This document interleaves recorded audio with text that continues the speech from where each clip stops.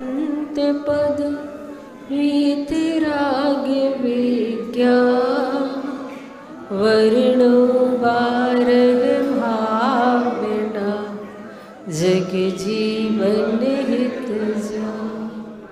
अहिंसा परमो धर्म के महावीर भगवान के संत श्रोमणी आचार्य गुरुवर श्री विद्यासागर जी महाराज जी के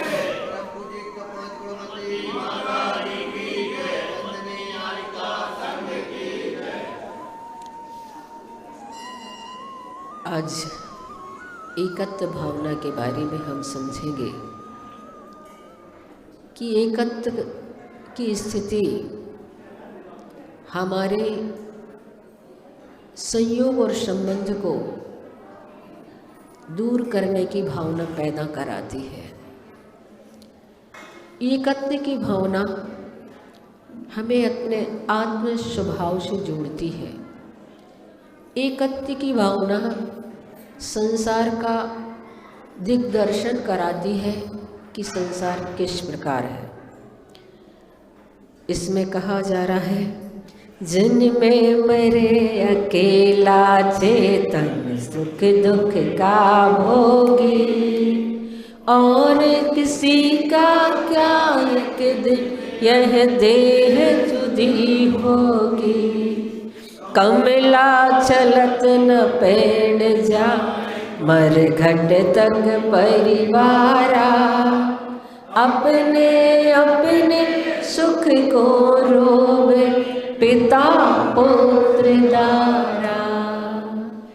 इस प्रकार से कहा जा रहा है, जन्म होता है तो अकेला ही होता है, भले ही जुड़वा बच्चे क्यों ना पैदा हो जाए, लेकिन पुण्य पाप कर्म तो सबके अपने अपने होते हैं, अलग अलग हुआ करते हैं।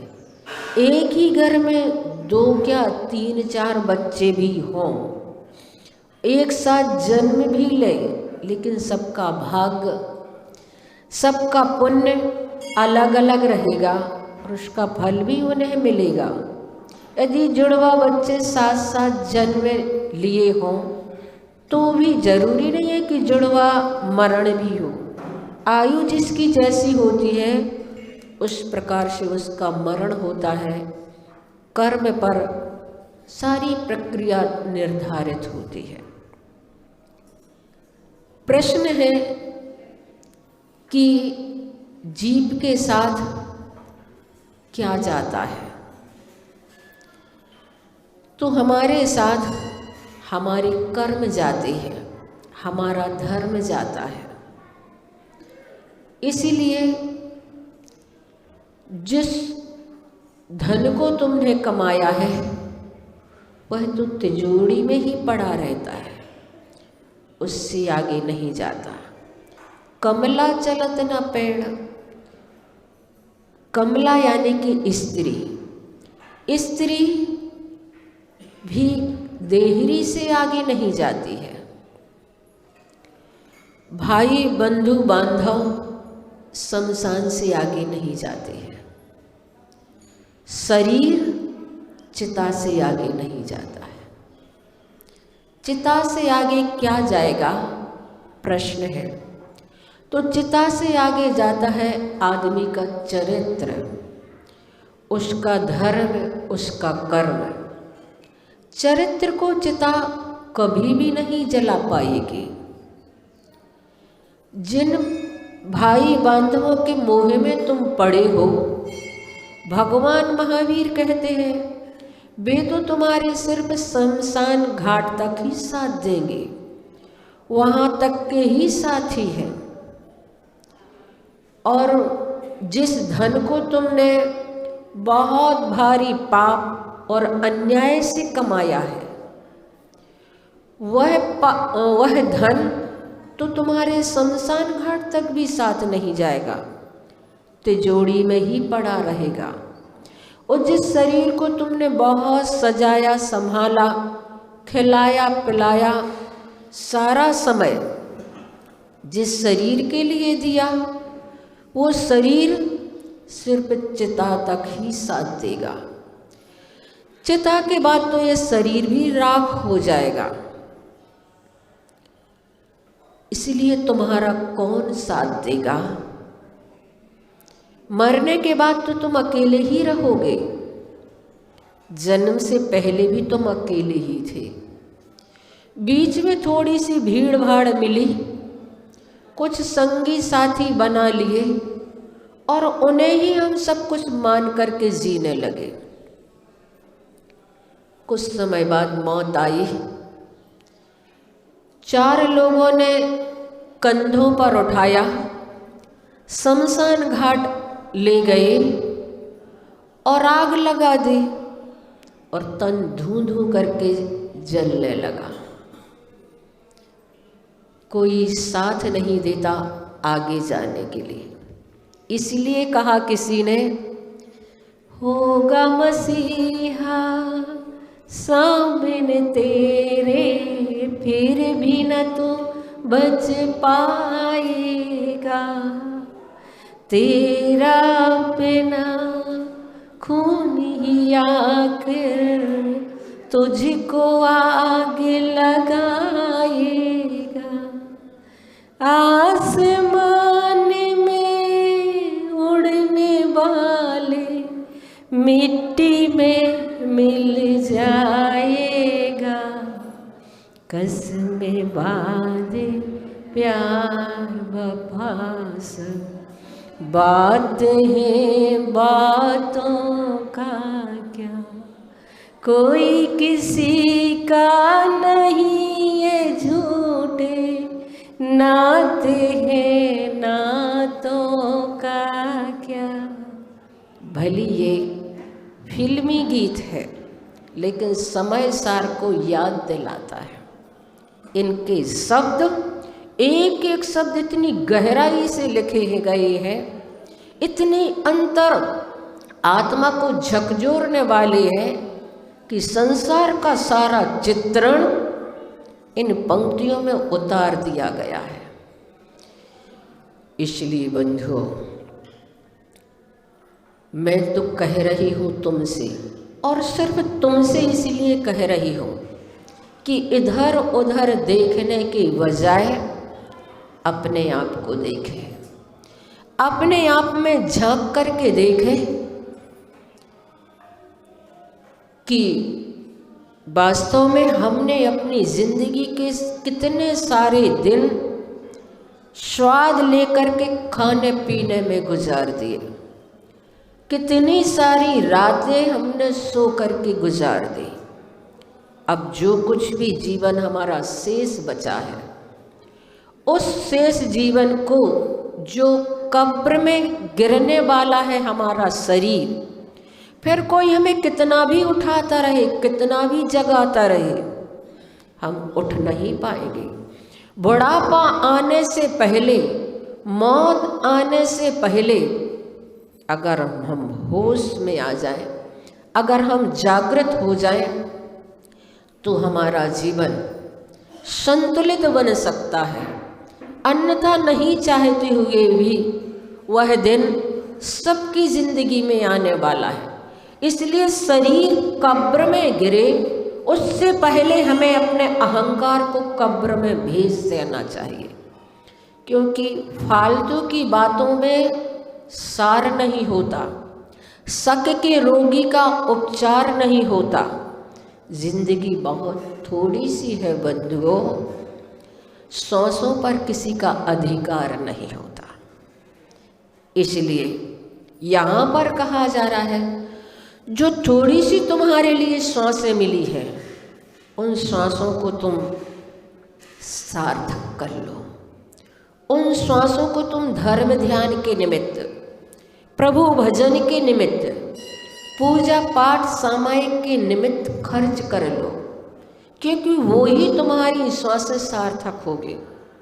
जो श्वासें तुमने पाप में, व्यसन में, संसार के संपादन के निमित्त खर्च की हैं, वो तुम्हारी श्वासें व्यर्थ चली जा रही हैं। इसलिए यहाँ पर कहा जा रहा है, जन्मे मरे अकेला चेतन, सुख दुख का भोगी, और किसी का क्या एक दिन यह देह जुदी होगी। जो तुम्हें अपना दिख रहा है, जिसे तुम अपना मान रहे हो, और किसी का क्या, एक दिन यह देह जुदी होगी, देह भी अलग हो जाती है समय पा करके।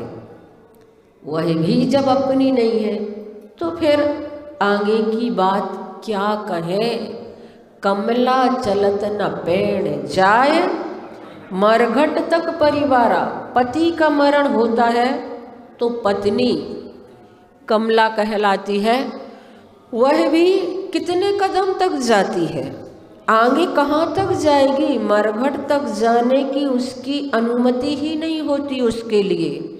यदि मोहासक्त होकर के आगे बढ़ना भी चाहे तो घर की देहरी तक ही जा सकती है, उसके आगे तो उसे रोक दिया जाता है, और परिवार केवल मरघट तक ही जा सकता है। अपने अपने सुख को रोवे, पिता पुत्र दारा। अपने अपने स्वार्थ के लिए ये सारा संसार स्मरण करता है। मैंने एक उदाहरण पढ़ा इसमें, और वास्तव में वह उदाहरण आप लोगों ने भी कई कई बार सुना है, लेकिन वह उदाहरण हमारी जिंदगी की सत्यता को उजागर करने वाला है। और इसमें एक ऐसे बालक की कहानी कही गई जिसमें बताया गया कि एक फकीर गांव में जोर जोर से आवाज़ लगा रहा था कि संसार में कोई किसी का साथ नहीं देता, सब स्वार्थ का संसार है। कुछ बालक खेल रहे थे, एक बालक आगे आया और फकीर से कहा, बाबा जी आप ये क्या कह रहे हैं, कोई किसी का साथ नहीं देता। मेरे माँ पिता भाई मित्र सभी मेरे लिए पलक बिछाए खड़े रहते हैं, सभी मेरे कष्ट को अपना कष्ट मानते हैं, और सभी मुझे बहुत चाहते हैं, प्राणपन से चाहते हैं। कभी थोड़ी सी भी पीड़ा हो जाए तो बड़े परेशान हो जाते हैं।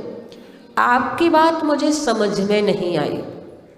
बाबा जी ने कहा, बेटा मैं जो कह रहा हूँ बात तो सत्य है, और अगर चाहो तो मैं दिखाई देता हूँ। बालक ने सोचा, बड़ी ज्ञानी समझदार से लगते हैं, इनकी बात में ज़रूर कोई रहस्य होगा।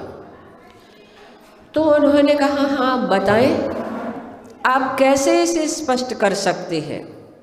तब बालक के लिए बाबा जी ने कहा, जैसा मैं कहूँगा वैसा तुम्हें करना पड़ेगा। उसने कहा, हाँ बिल्कुल मैं तैयार हूँ, आप बताएं मुझे क्या करना है। तब बाबा जी ने कहा, ऐसा करो, तुम अपने घर जाना और बिल्कुल निश्चेष्ट होकर के लेट जाना, कुछ समय के लिए श्वास रोक लेना, जैसे मृत शरीर हो। बाबा जी ने इस बात को बता दिया और कहा, फिर तुम समझना कि वास्तव में संसार का स्वरूप क्या है। बालक घर गया और घर जा कर के वह सोया तो सोया ही रहा। कुछ देर तक तो घर के लोगों ने सोचा कोई बात नहीं, सो रहा है। जब देर हो गई जगाया, जब आवाज़ देने पर नहीं उठा तो हिलाया डुलाया, और हिलाने डुलाने पर भी नहीं उठा तो लगा, अरे ये क्या हो गया, इसके तो प्राण पखेरु से उड़ गए हैं, लगता है मर गया है। और देखते ही देखते भीड़ लग गई, सब रोने लगे, मेरा लाल, मेरा बेटा, मेरा भाई, ऐसा कह करके सब रोने लगे, चिल्लाने लगे, जल्दी डॉक्टर को बुलाओ, जल्दी वैद्य को बुलाओ, किसी को तो बुलाओ, इसे जल्दी से ठीक कराएं।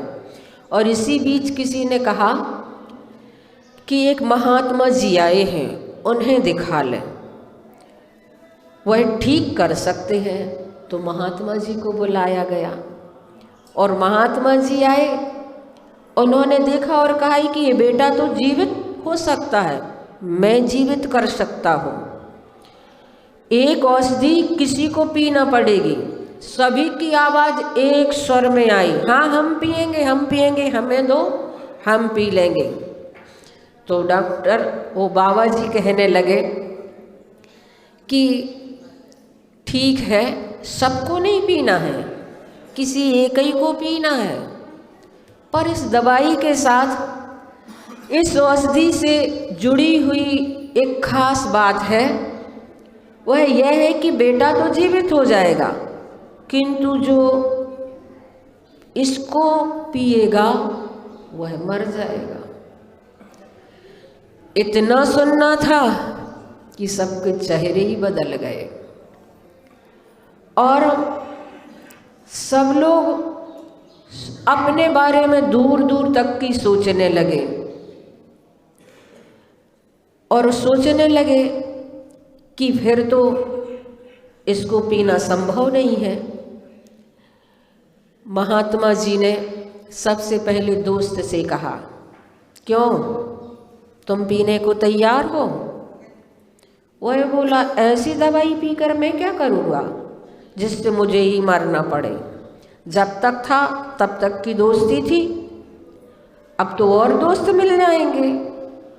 भाई से पूछा, उसने भी अपनी असमर्थता व्यक्त कर दी।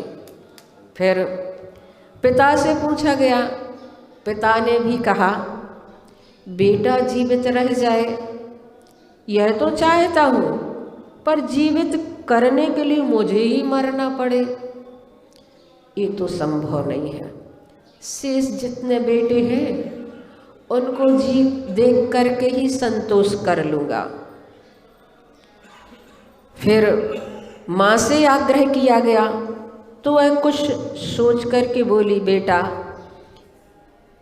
मेरी आंखों का तारा था, लेकिन अब क्या करें, अब नहीं रहेगा तो यही संतोष कर लूँगी कि जो और शेष बेटे हैं वही हमारी जीवन की नैया पार लगा देंगे। अब तो एकदम वातावरण ही बदल गया।